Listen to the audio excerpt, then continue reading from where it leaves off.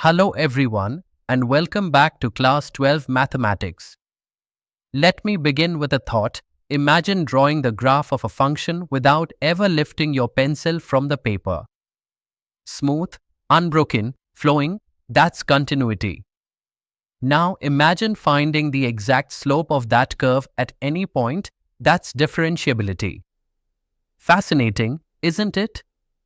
In this chapter, we step into one of the most beautiful areas of calculus, continuity and differentiability. And trust me, once you get comfortable with these, the entire world of advanced mathematics and physics starts to open up. In class 11, we had already learned how to differentiate some familiar functions, polynomials, trigonometric functions, and their simple combinations. We understood that differentiation measures the instantaneous rate of change. For example, if y is equal to f, kiss smiley, then the derivative at x is given by the limit f dash of x equals limit as h approaches 0 of f of x plus h minus f of x whole divided by h. That expression gives us the slope of the tangent line at the point x. This year, we go further, exploring continuity, differentiability, and their deep connections. Now, let's talk about the heart of the chapter, continuity and differentiability. Continuity means there are no sudden jumps, breaks, or gaps in the function graph. If you can trace it without lifting your pen, it's continuous at that point. Differentiability goes one step further.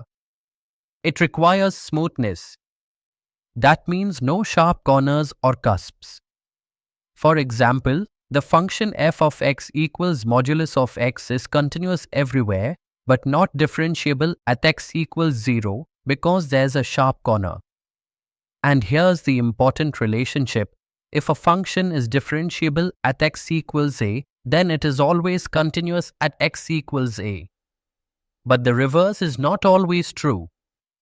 In this chapter, we also expand the world of functions beyond what we saw earlier. We now introduce inverse trigonometric functions like sine inverse x and tan inverse x, exponential functions like a raised to the power x, where a is greater than 0 and not equal to 1. Logarithmic functions like log base of x, with a greater than 0 and not equal to 1. And here are some of the key results you'll use often. Derivative of a raised to x equals a raised to x into log of a. Derivative of natural log x equals 1 divided by x. These functions open the door to powerful differentiation techniques that you'll use again and again in calculus and beyond. To really feel the meaning of continuity and differentiability, let's visualize it. Differentiation is slope of the tangent line to a curve at a point. Mathematically, slope m equals limit delta x approaches 0 of delta y divided by delta x. Now, if the curve has a break, like a discontinuity, we can't draw a tangent at that point. And if the curve has a corner, the slope from the left and slope from the right are different, so the derivative doesn't exist. For example, y equals modulus of x is continuous, but at 0 the left slope is minus 1, the right slope is plus 1, so no single tangent exists. Before we move ahead, a quick look back at history. Sir Isaac Newton, born in 1642, alongside Leibniz, developed the foundation of calculus. Newton's idea of fluxions, or rates of change, was revolutionary. It allowed scientists to mathematically describe motion, growth, and change in the real world. Every time we study derivatives, we are actually continuing Newton's journey, applying his insights to new problems. Let's now solve something concrete, the derivative of sine inverse x. We want to find derivative of sine inverse x with respect to x, where x lies between minus 1 and 1. Step 1. Let y equal sine inverse x, that means sine y equals x. Step 2. Differentiate both sides with respect to x. Derivative of sine y is cos y into dy by dx equals derivative of x, which is 1. So, cos y into dy by dx equals 1. Step 3. Solve for dy by dx. That gives dy by dx equals 1 divided by cos y. Step 4. Now, since sin y equals x, we know cos y equals square root of 1 minus x squared.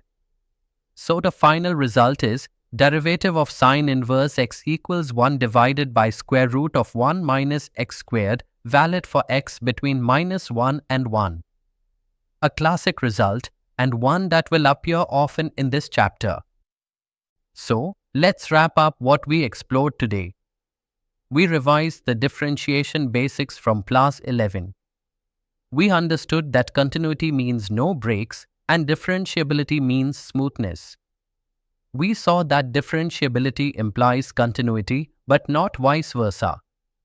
We introduced new functions, inverse trigonometric, exponential, and logarithmic, along with their derivatives. We connected geometry with calculus through tangent slopes. And we remembered Newton, the pioneer of calculus. That's the foundation of continuity and differentiability. In the next video, we'll dive deeper into continuity itself, exploring its formal definition, conditions, and solved examples.